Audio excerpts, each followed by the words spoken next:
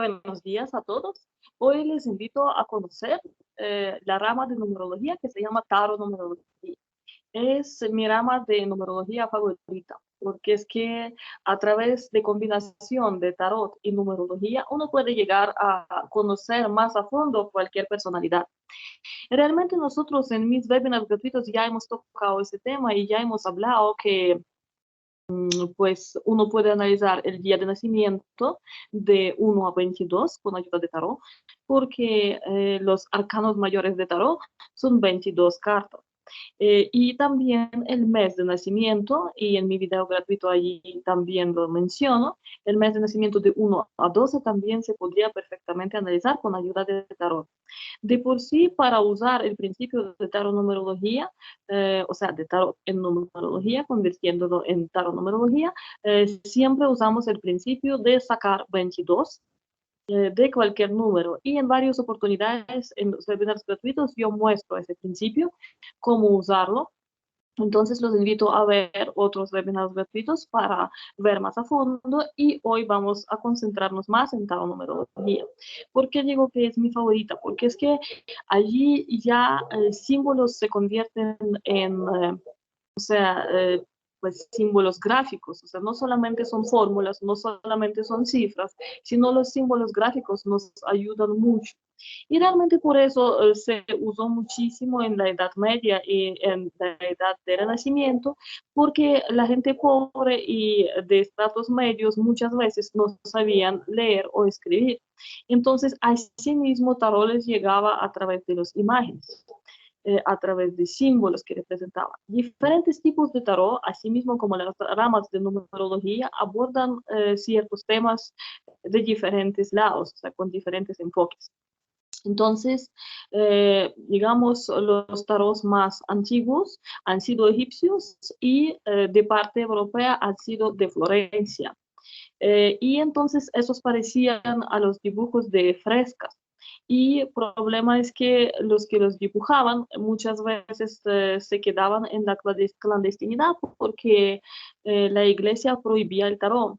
Porque realmente iglesia prohibía el tarot, porque es que la iglesia mantenía o sea, como eh, la idea oficial de que no había tal cosa como reencarnación, que nosotros solo vivíamos una sola vida. Y hay que decir que esas ideas han sido tomadas de las ideas de judaísmo de antes del Cristo. Realmente en los libros apócrifos de Biblia se habla de reencarnación, pero por eso es que esos son libros apócrifos prohibidos por la iglesia. Entonces, allí en el libro de Enoch, quienes quieren realmente mirar, es, a mi parecer, un libro muy interesante porque habla no solamente de reencarnaciones, también habla más profundamente de mismo Adán y de su primera esposa, que era Lilith.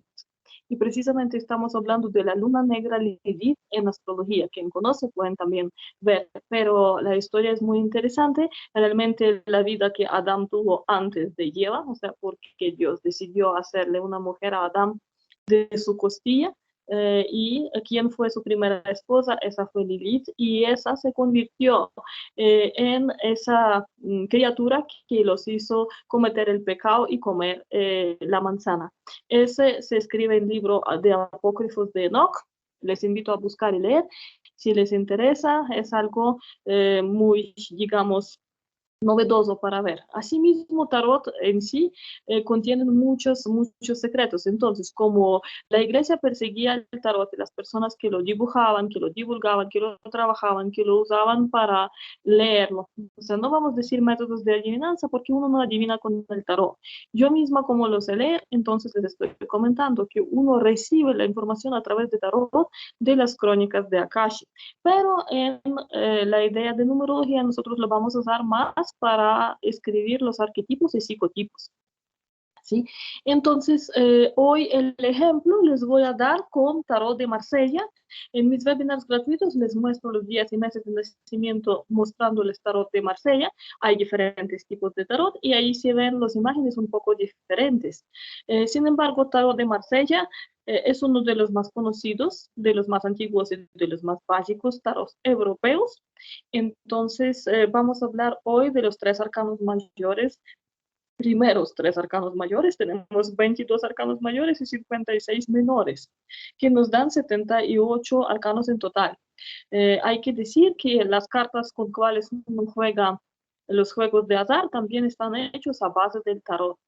Y realmente los 22 arcanos mayores en ese caso se usarían como los cartas mayores, y ya el mazo de 56 cartas se dividirían en los cuatro partes, o sea, los bastos, las copas, las espadas y los oros, tal como también lo dividimos en las cartas de azar.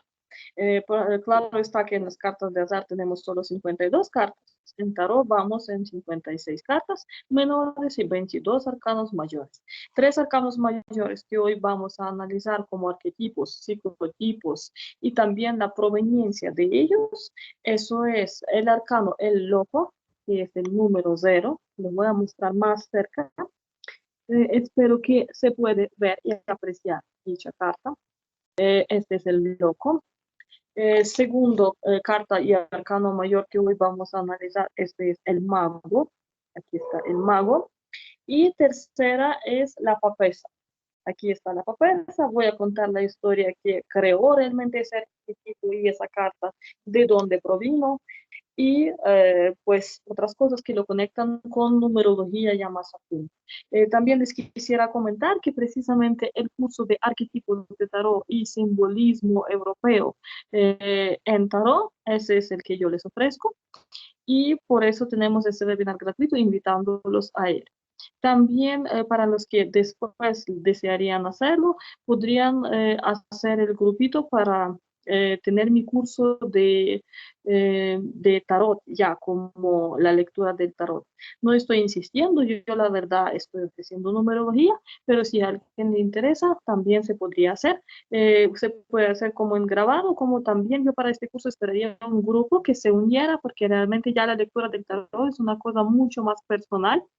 Sin numerología todos podemos entenderlo sin tener que realmente hacer tantas preguntas. Es muy básico, muy gráfico. Con las cartas tarot uno tiene que aprender a uno mismo canalizar la energía, entonces es un poco más complicado que eso. Este curso solamente es de arquetipos de tarot, tarot y numerología, y habla de simbolismo europeo, entonces ese es como un curso aparte, no es de lectura del tarot como tal.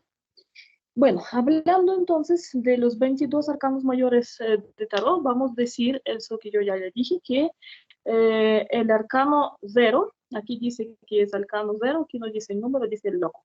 Eso lo que estamos viendo es el mazo Marsella. El mazo Marsella. Aquí tenemos la carta del mago también en la carátula. Yo supongo que en muchas oportunidades ustedes vieron. Tal mazo, cada quien escoge el que mejor le parezca, pero ese es muy bueno, precisamente muestra mucho simbolismo europeo. Entonces, empezando por la carta del loco, el 0, vamos a hablar que, pues aquí lo vemos en mi misma carta. Aquí el loco está caminando y entonces no está mirando debajo de sus pies, y debajo de sus pies hay piedras, hay palos, hay algo que le impide avanzar, y el loco está llevando sus pocas cosas atrás de sí, y eso uno lo podría también interpretar como el pasado. Y el loco abajo tiene un perro que trata de agarrarlo, o sea, son peligros en el camino de un viajero. Eso es lo que muestra. Cuando nosotros lo tomamos como lectura del tarot, eso podría interpretarse como un nuevo comienzo, porque aquí el hombre que está caminando está buscando realmente pues llegar a algún lado sin saber a cuál lado, no está mirando su camino, está escogiendo uno al azar, y por eso es que se llama el loco. Pero realmente el loco, si uno ve el simbolismo, quiere decir que es una persona que es muy idealista. Entonces, si uno describiría a una persona como un arquetipo aquí, sería, digamos, idealista total, idealista a morir, una persona que sigue sus sueños sin mirar atrás, porque su pasado está atrás, en ese pequeño bulto que está llevando, y sin mirar los peligros debajo de sus pies, las piedras, los animales, está tratando de llegar a su yo superior, a algo nuevo, a algo que le podría brindar nueva vida, nuevo comienzo. Eso es por un lado. Por otro lado, vamos a ver entonces, o sea, yo les voy a comentar que hay 21 cartas superiores del tarot, 22 arcanos mayores, y bueno, 22, y sabemos que el abecedario hebreo consta de 21 letras. Entonces realmente tenemos 21 letras y el loco. El loco siempre está fuera del sistema. Entonces, si nosotros describiríamos una pirámide y entonces en esa pirámide realmente el loco sería fuera del sistema o por encima en ella. Hay que mirar que como estas cartas se hicieron en la Edad Media y todavía había Inquisición, y eso no fue que la iglesia solo perseguía a los que hacían esas cartas, y los primeros en Florencia, los primeros cartas tarot europeas que estaban hechos en Florencia, eran muy bonitas, hechos como si fueran frescas, eran hechos por conocidos pintores, pero esos pintores querían tener su anonimato precisamente para no involucrarse con la Santa Inquisición, como en ese tiempo lo llamaban, porque podían pagar con su vida realmente. Porque eso era, o sea, quienes han visto usando tarot de clase media o baja, podrían de una vez ser llevados a la Inquisición y colgados o entonces descuartizados, como sea, de una manera muy cruel, porque eso era contra la iglesia, porque yo ya les había explicado como tal, y eso desafiaba su poder, porque si las personas empezarían a creer en la reencarnación, entonces realmente postulatos de la iglesia donde uno tendría que pagar mucho dinero en dádivas a la iglesia para poder tener una vida mejor después de la muerte, tomando en cuenta que es una sola vida que decía la iglesia, les dañaría todo el negocio, así como la pastora Zoraya, que está diciendo que uno tiene que pagar mucho dinero, más que puede en la iglesia, para que los ángeles nos construyan las casas en los cielos donde nosotros vamos a vivir. Todos entendemos que eso es una vil mentira, y nosotros no vamos a vivir en ninguna casas, en ningunos cielos. Nuestra alma siempre llega a aprender y obtener nuestras nuevas experiencias. Y todos somos almas cubiertas de carne, teniendo una experiencia en ese plano terrenal, y no los cuerpos que necesitan tener casas, porque nadie va a llevarse su cuerpo físico para allá arriba. Entonces, esos mismos pensamientos tenía la iglesia en la Edad Media, y por eso es que descuartizaba y ahorcaba a la gente para asustar a los demás, para que no tuvieran otras creencias que no eran de la iglesia católica. Sin embargo, los invito a leer el libro de Apócrifos de Enoch, que ahora se puede encontrar hasta en internet, y ver cómo sería la otra cara, digamos, de acontecimientos. Enoch, que es una persona que todos saben quién fue, entonces no fue, digamos, una persona que estaría como tal contra de Dios o algo, para nada. Era una persona muy respetada. Enoch fue llevado al cielo. De hecho, hay tarot de ángeles donde hay carta y el ángel lo está llevando al cielo de una edad ya muy respetada, muy avanzada. Entonces, es totalmente otra visión que se les puede ofrecer. Cartas de ángeles, de tarot de ángeles no les voy a mostrar, son un poco diferentes, también son 78 cartas, siempre tarot es así. Hay unos que tienen excepciones como tarot de Osho, pero pues esta no es la excepción europea. Ahorita vamos a concentrarnos en tarot de Marsella. Sin embargo, comentado esto, que los que han hecho esas cartas tarot, los primeros que han sido como obras de arte, han sido personas reconocidas en el mundo del arte, pero que no querían arriesgar su vida. Entonces muchos se han quedado en anonimato, y muchas veces mucho simbolismo en las cartas hechas por ellos se ha perdido en los tiempos, porque no había quien lo pudiera explicar, porque tarot se ha quedado como un secreto a voces muchas veces, precisamente por eso mismo que la gente tenía miedo a hablar de ello. por miedo a Santa Inquisición. Además de eso, pues la gente ya con mucho dinero de clase media alta y alta, o sea, de los que vivían cerca del rey o eran sus cercanos sus servidores, esos sí practicaban no solamente usando cartas tarot y jugaban con ellos como cartas para jugar, ellos usaban en ese tiempo, sino ellos usaban cosas mucho más fuertes, como el espiritismo, que fue muy popular en esa época. Muchas veces esas sesiones, por supuesto, eran el engaño para la gente, no eran reales y solamente los espiritistas, o tal llamados espiritistas que querían engañar a sus pobres clientes, ellos estaban pues sabiéndose la historia, primero preguntando a la víctima toda la historia de sus familiares fallecidos con cuales se quería comunicar y después decían lo que la persona quería oír para cobrarle la sesión. Entonces eso también se veía y sin embargo había gente muy fuerte en esa cuestión y sí realizaba las sesiones reales de espiritismo, eso era muy popular en ese tiempo. Y también en las casas reales y los clubes de té costosos que realmente han sido organizadas por los amantes de los mismos personas de alta alcurnia. Esos clubes de té o digamos salones de té han sido organizados para la lectura de los libros prohibidos por la iglesia.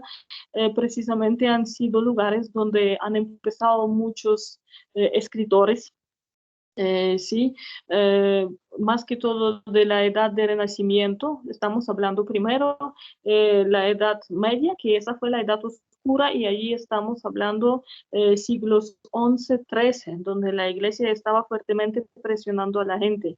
Ya después de los años 1380, así, cuando empezó con Dante Alighieri y ahí siguieron otros hasta Shakespeare en años 1600, 1500, 1600.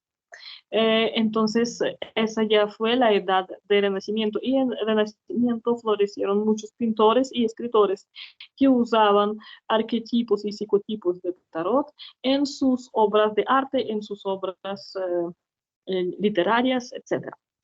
Entonces, como he hablado, tomando en cuenta la pirámide, el loco estaría por fuera de la pirámide. Primero, pues serían la gente pobre, la gente que trabajaba la tierra, la gente que no tenía como tal profesión especializada. El segundo nivel serían las personas que eran artesanos, que ya tenían algo propio, tendrían un poco más de protección social. O sea, también algunos que eran mercaderos, pero digamos de clase media, no sé si media, baja, media.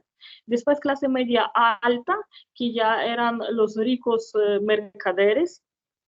Después eran todos los que estaban acercándose al rey y realmente pues ahí eran los duques y etcétera. Bueno, toda la alcurnia ya rica y el rey como tal en la punta de la pirámide. El loco siempre no formaba parte de la pirámide, siempre acompañaba al rey. Realmente el arquetipo del loco aquí está así, en diferentes cartas hay diferente presentación, pero el arquetipo del loco nos muestra ese, no sé cómo decir, ese personaje que siempre estaba cerca del rey, que lo hacía reír. Entonces esa persona no le tenía miedo al rey, muchas veces le podía decir las verdades que nadie más de sus vasales, de las personas que eran sus serviles, no han podido decirse. Entonces, esa persona no siempre, o sea, la carta lo muestra no como un bobo, o sea, loco como bobo, como un demente, sino que es una persona que está fuera del sistema, que desafía del sistema, que es un individualista a morir. Por un lado, es eso. Además, lo que les estaba contando, 21 letras del abecedario hebreo y más la carta del loco que ya les he mostrado, ese es el número 22. Ese mismo número 22 es también el cero. O sea, sí, el primero es el mago, pero esta carta que no forma parte de la hilera de 1 a 21, entonces es número 22. Las cartas de Marsella lo muestran como número 22. Si vemos en Rider White, por ejemplo, ahí sí se muestre como el 0, pero realmente eso es lo mismo, porque es como el símbolo de la serpiente sagrada que está comiendo su propia cola. O sea, ¿sí? Entonces la cabeza se une con la cola y el número 0 es el 22. O sea, todo ciclo en vida en este plano terrenal está de 1 a 22. De 1 a 21, el número 22 es el mismo 0. O sea, 0, después 1, vamos a 21, después el número 22 es el mismo 0. Y así, o sea, el 0 conecta el principio de un ciclo y terminación de este mismo principio del otro. Entonces, 1 empieza el ciclo, 21 termina el ciclo, y por eso el abecedario hebreo solo tiene 21 letras. Realmente Tarot fue concebido con los símbolos hebreos, por eso los caballeros templarios, eso ha sido su mazo, hecho por caballeros templarios. Eso lo vamos a ver en el curso, que realmente aquí se ve, eso es por ese lado, y aquí la carta de emperatriz. Aquí vemos la carta de emperatriz, esa es la número 3. Hoy no la vamos a analizar, alcanzamos solo 3 cartas a analizar, pero el hecho es que todos los, o sea, muchos de los arquetipos tienen simbólica de templarios, tienen, o sea, como hay los caballeros y hay los pajes, sí, sí, que son los valets en francés, y todos están como de esa simbólica de gente guerrera, de la gente de clase media, de la gente que tenía que ver con la guerra y con las expediciones a la Tierra Santa para recuperar el Santo Grial. Realmente con las historias de ellos están dibujados muchos de los arquetipos en este mazo. Bueno, entonces tomando en cuenta que tenemos 21 cartas basadas en 21 letras del abecedario hebreo, se dividen en 3 partes de 7 cartas. El primer, o sea, el primer como parte, digamos, de los 7 serían de 1 a 7, no estamos contando el 0 es el loco que está conectando cada ciclo de 21 con el siguiente ciclo de 21. Pero entonces estamos mirando ya la siguiente carta que empieza esos ciclos y los primeros 7 cartas en él. La primera carta es del mago, y de simbólica del mago nosotros vamos a hablar. Además, volviendo un momentico al loco, vamos a decir que ese es el Perceval. Realmente Perceval fue un noble, hijo de un noble desconocido, o sea, realmente noble, pero hijo bastardo de alguien noble. Entonces, eso ha sido difícil para él porque tenía su sangre azul, pero no podía probarla. Sin embargo, entonces no podía estar donde los nobles y tener los mismos beneficios de ellos, pero su sangre azul lo llamaba, y cuando él vio una vez en el bosque las personas vestidas, caballeros, o sea, en las latas de caballeros en ese tiempo se vestían así los templarios. Él vio los 3 templarios y ellos supieron quién era él. Entonces se lo llevaron junto con ellos, y él por fin, después de pasar una escuela militar con ellos, por decir así en nuestro idioma actual ahorita, se convirtió, Perceval, pueden también buscarlo en internet, quién es, se convirtió en uno de los caballeros de Arayaturo. O sea, ellos lo aceptaron como uno de ellos. Mucha gente que tenía sangre azul, pero no tenía cómo probarlo porque no fueron nacidos en el matrimonio legal, han escogido la parte militar, o sea, subir esos peldaños militares para llegar a la corte, para de alguna manera darse su lugar entre los nobles, de tal manera. Bueno, entonces, segundo, de cuáles nosotros vamos a hablar, el segundo gran arcano es el mago. El mago, este ya es, o sea, hay muchas personas que contribuyeron a los arquetipos de ese mago. Por ejemplo, el John Dee, que era el mago de Isabel I, la reina Isabel I, que también tiene una historia bastante, digamos, fuerte. También era hija bastarda prácticamente, no tenía por qué tomar el trono, sino que tuvo mucha suerte, por decir así, en el momento cuando ella ya era mayor de edad, se muere la persona que estaba en el trono y ella no se dejó sacar de ahí. Antes se armó de valor y tomó el trono. y uno de los que le ayudaban y estaban desde el principio junto a ella era John Dee. Y realmente John Dee, como yo les comenté, que cerca de los cortes la gente practicaba todo tipo de prácticas, no solo era tarot era, eso era cosas de niños. Ahí sí se practicaban los rituales bastante fuertes para conseguir lo que se quería por medio de magia. Y John Dee era uno de los más fuertes de su época, magos negros. Entonces, John Dee le ayudó a ser la reina en que Valeria se convirtió y nunca tener que casarse, porque en ese tiempo, si una reina se casaba, entonces tenía que compartir su reino y realmente ceder la mayor parte del poder a su esposo, el rey. Y de parte de Isabel I, fue esa ley que fue aprobada en Gran Bretaña, que la reina, aunque se casaba, su esposo no se convertía en rey de su reino, sino se convertía solamente en príncipe o el título que ella le quería regalar. Él no tendría que tener títulos, se tenía que abdicar a los de él en su país para poder servir al país de ella y a su reina como un vasalo más, o sea, para que no le quitara el poder a la reina. Esta fue ella que puso esta ley y esa fue la que Isabel II, la que hoy en día todavía es reina de Gran Bretaña, aplicó para su esposo. El año que viene Isabel II ya tendrá 70 años de reino. Entonces, podemos ver con su ejemplo que ella aplicó esto y su esposo tenía que abdicar, o sea, el príncipe Felipe, que murió hace poco, este año, ella le aplicó precisamente esa ley, que él tenía que abdicar de sus títulos de Grecia y de Malta, porque él allí era rey de trono, que tendría que tomar ese trono, pero realmente era una revolución en ese momento cuando él nació y cuando él tenía muy poca edad, de 1 año a 2 años realmente, lo llevaron a escondidas para escaparse, para sacarlo del país, porque si no lo hubieran ejecutado. Pero aunque destronado, él debería ser rey de Grecia y Malta. Pero como se casó con la Isabel II, las leyes de la corte británica real eh, dictaba que él tenía que aceptar serle fiel y que él tenía que abdicar de sus títulos, lo cual él hizo y ella le regaló un nuevo título ya de reino británico que lo hizo príncipe Felipe y entonces toda su vida él fue príncipe Felipe, nunca el rey.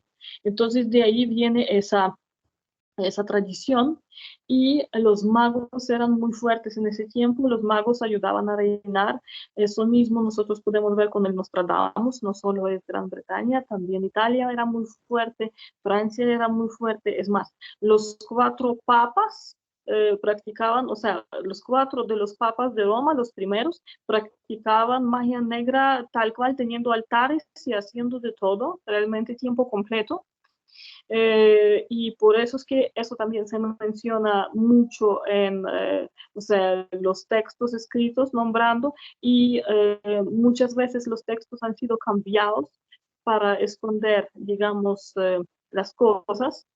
Y ahorita esos textos muchos se están descubriendo y cambiando las fechas porque muchas veces las fechas estaban precisamente mal. Entonces, hablando de magos y de quien nos permite ver ese psicotipo. Cuando nosotros lo vemos como cuando nosotros lo vemos como una parte de tarot, de lectura del tarot, estamos viendo aquí un hombre que está en todo su poder, que está vestido muy bien, porque los magos cerca de los reyes y la gente pudiente, como duques y mercaderes, ganaban muy buen dinero. Estamos viendo al mago que tiene todo en su poder. Hay diferente demostración del mago. A veces el mago se muestra con una vela y realmente debería ser una mano abajo y una mano arriba. Aquí está un poquito cambiado. Aquí está una mano sobre la mesa y otra arriba. Debería estar abajo y arriba. Eso quiere decir que como es arriba, tanto es abajo.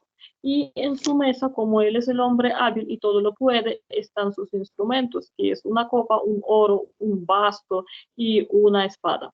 Esos son precisamente las representaciones de los 4 tipos, de los 4 ramas del tarot que también se migraron a las cartas de azar, de los juegos de azar.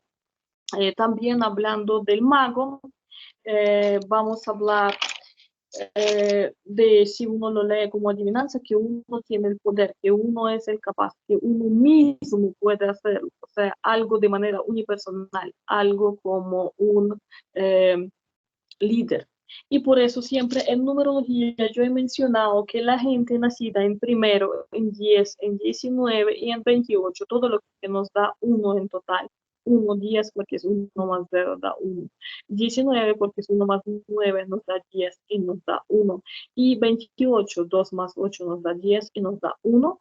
Esos son la gente líder y su capacidad en la vida y su obligación, entre comillas, en la vida, porque nosotros tenemos que seguir nuestra vocación, es ser líderes. O sea, cuando a esa gente en la vida les ofrezcan hacer algo importante como líderes, ellos deben aceptar. Su obligación es aceptar el liderazgo. Si ellos se van a negar a ser líderes y van a guardarse esa fuerza, porque ellos siempre tienen una fuerza, a veces abiertamente y a veces de manera más oculta, pero sin embargo lo tienen. Entonces, si ellos van a esconder eso, esa fuerza los va a romper desde adentro y de ahí las personas van a sentir mucha insatisfacción como tal, mucha cosa que ellos no se han cumplido su prometido en la vida, que no han vivido la vida plena. Entonces, los nacidos en esos días de cualquier mes, 1, 10, 19 o 28, son líderes de su nacimiento y son capaces de hacer muchas cosas. Y también analizando el primer mes de nacimiento, como yo he comentado que las cartas tarot y tarot numerología tienen esa relación, primer mes de nacimiento, como yo ya he comentado, son personas que eh, tienen que llevar mucho el karma de sus hermanos y tienen que tomar mucho la responsabilidad, digamos, por ellos. Porque un líder toma la responsabilidad y se encarga de los demás, los cuida. Un buen líder, no como nuestros políticos de ahora. Un buen líder es una persona responsable, es una persona que cumple el mismo primero y con su ejemplo muestra a los demás lo que tienen que cumplir y ayuda a los demás. Eso es lo que lo convierte en un buen líder. Por supuesto, siempre podemos ver que cualquier carta puede ser invertida. Ya el mago invertido sería una persona manipuladora, sería una persona, un mal líder, realmente que no estaría guiando a alguien tratando de enfocarlo y ayudarle, sino cumpliendo sus propias metas sin ayudar a la gente y, digamos, con engaños despilfarrando su dinero. Ese es el mismo mago, pero invertido. Entonces, siempre en las cartas tarot vemos los dos sentidos, pero no solamente se miran entonces los marcados mayores, sino también los menores. Sin embargo, con los arquetipos, nosotros vamos a ver solamente los 22 mayores y ya los menores no nos muestran arquetipos de personas, sino más bien nos muestran a veces también personas, pero más situaciones y características de esas mismas personas que se están expresando con los arcanos mayores.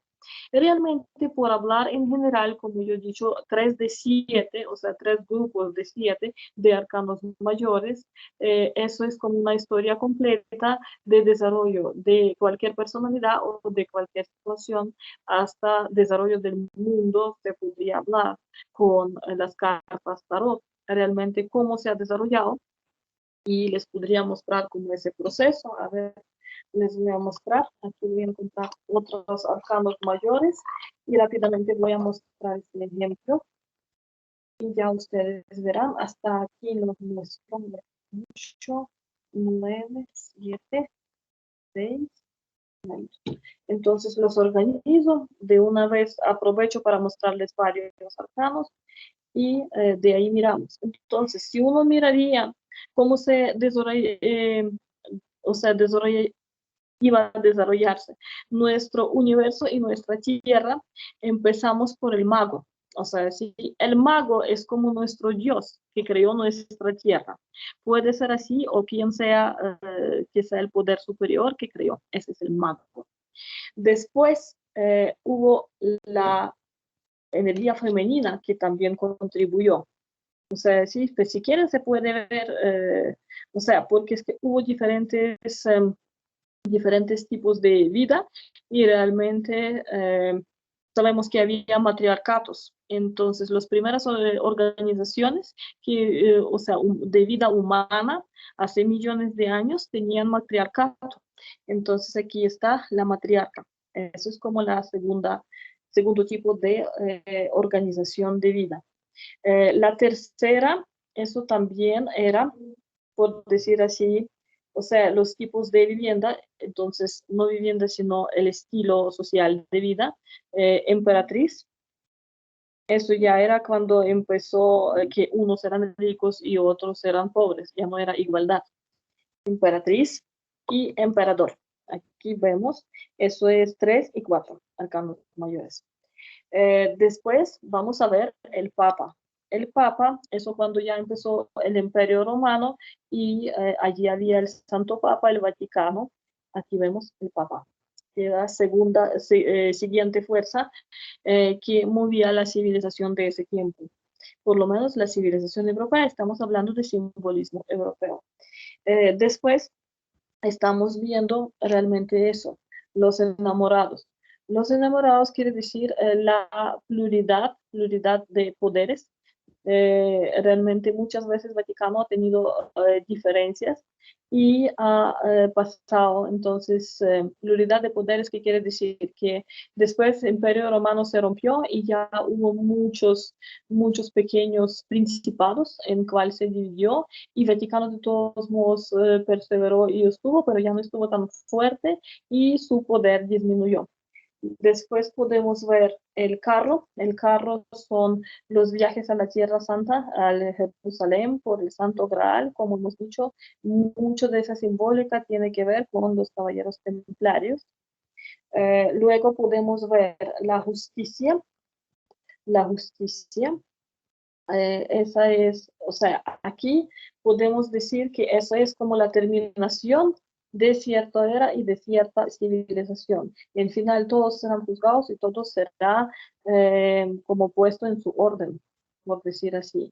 También muchos podrían decir, bueno, que todo tiene su principio y su final, como tal el círculo completo es de 21 cartas, sino que la justicia también podría ser la gran peste negra que llegó en su tiempo, después de que en 13 de octubre del año 1333 mataron al Demolé, que era el jefe de, por decir así, el líder de caballeros templarios, o sea, cuando lo destruyeron, cuando lo mataron en la hoguera.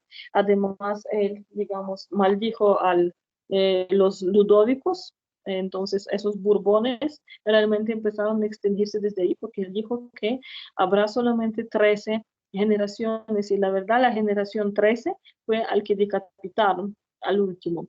Y cuando estaban por decapitar al Ludovico, uno del grupo de las personas que estaban mirando su decapitación gritó que viva Demolé, y entonces ahí rodó la cabeza de Ludovico, pero Ludovico alcanzó de escuchar ese grito antes de su muerte.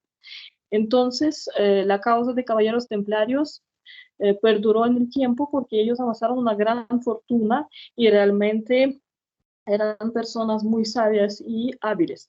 Y esas son cartas de ellos. Entonces aquí, como les dije, la simbología está, la justicia está teniendo una espada y tiene ojos abiertos, lo cual es muy significativo.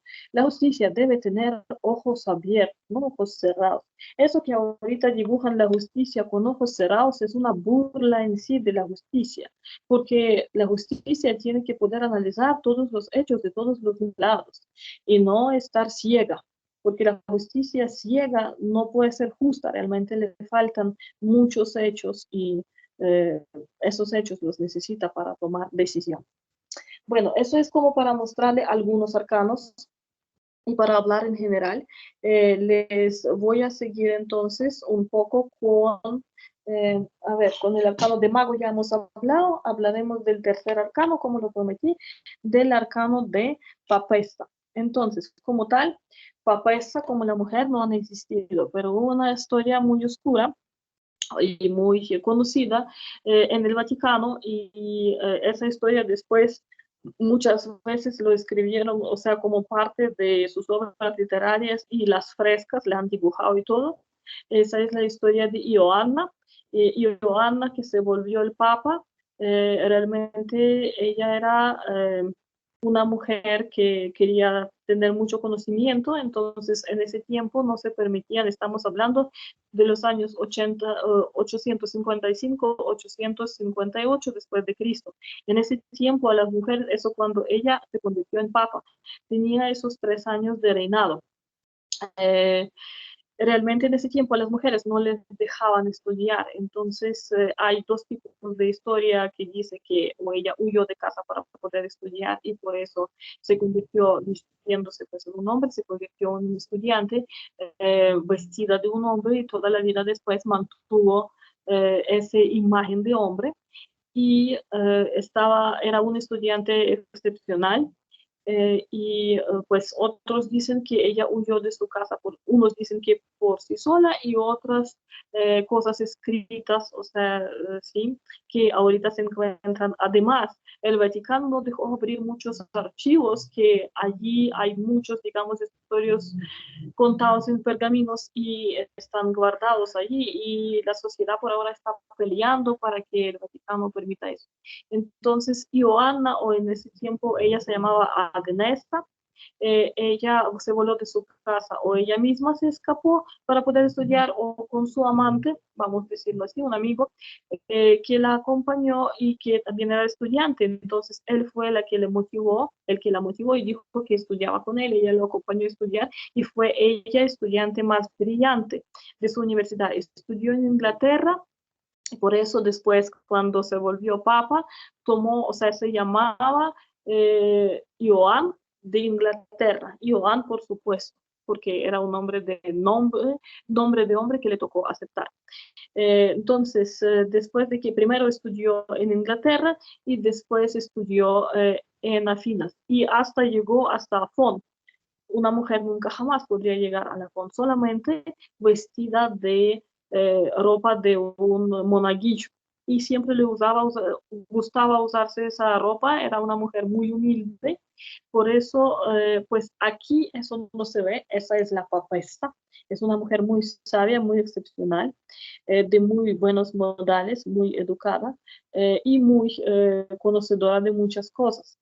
Pero entonces aquí no le muestran así en las frescas de Edad Media, la muestran en una ropa de monaguillo y usando un simple cordón en vez de cinturón costoso, o sea, era además humilde. Entonces le gustó mucho cuando ella se fue a Florencia y después a Roma.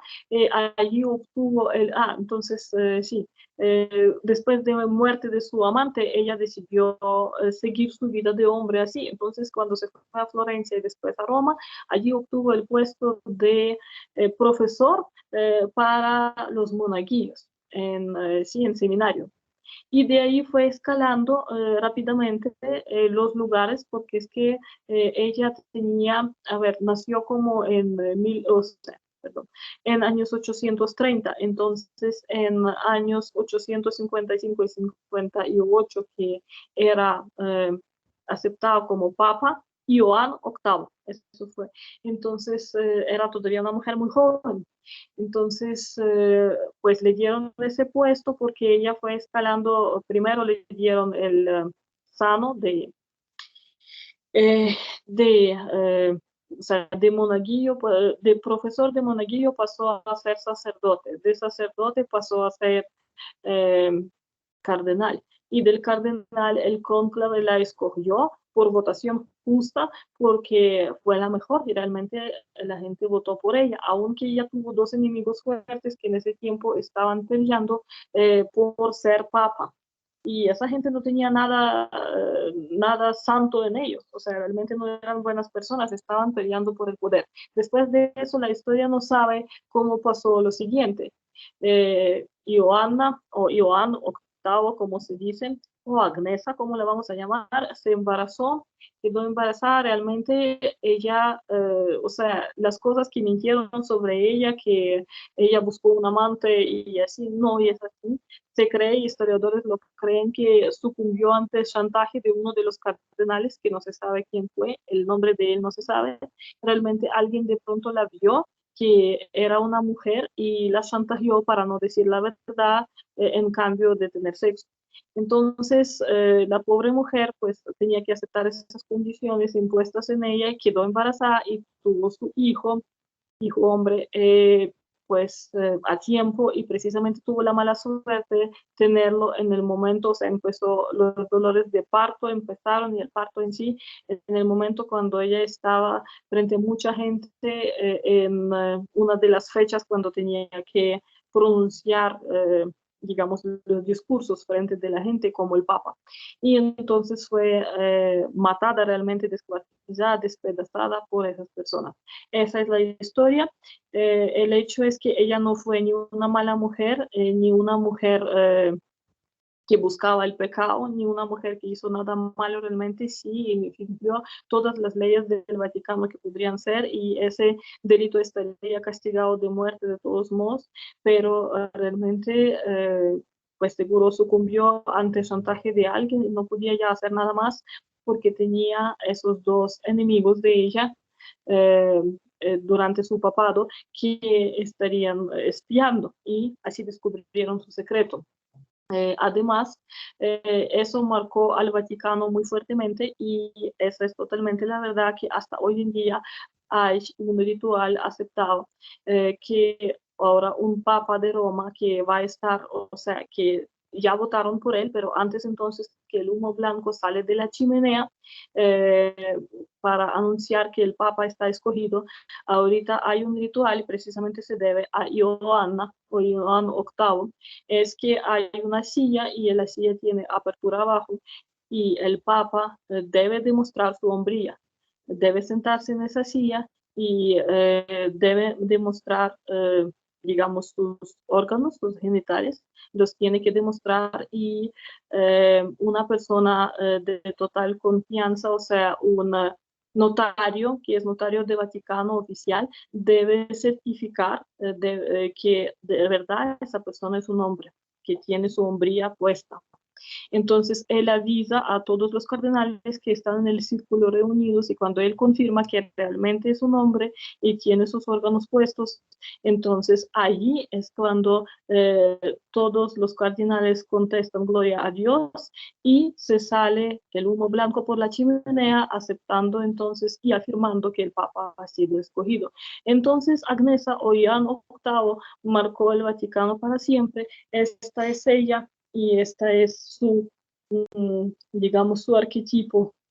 Aquí se marcó para siempre en esa carta de papesa, es algo, digamos, muy lindo, una mujer muy educada que traspasó los tiempos de siglos, el tiempo de siglos. Bueno, les quisiera comentar que asimismo, nosotros vamos a analizar a través de arquetipos los demás arcanos, esos son 3 de 22, los demás son 18 arcanos más, y yo les voy a conectar eso con numerología, pero es importante saber de dónde proviene cada arcano para conocer mejor el tarot y poderlo aplicar como a numerología, tarot numerología, tanto con astrología, a los que les gusta astrología. También vamos a hablar de cierto simbolismo, porque hay mucho simbolismo que tiene que ver con los planetas. Nostradamus fue astrólogo, usó muchísimo el tarot. Tarot siempre fue muy respetado, no como un instrumento adivinatorio, sino la lectura del tarot para recibir de allí la información de registros akáshicos. Entonces, espero que les gustó el webinar de hoy. Les invito a mi curso de arquetipos de tarot, tarot, numerología y simbolismo europeo en arcanos mayores de tarot. Les agradezco mucho su atención de hoy y bueno, los espero en mis otros webinars gratuitos y mis cursos y masterclass y espero que les guste, que tengan muy buen día.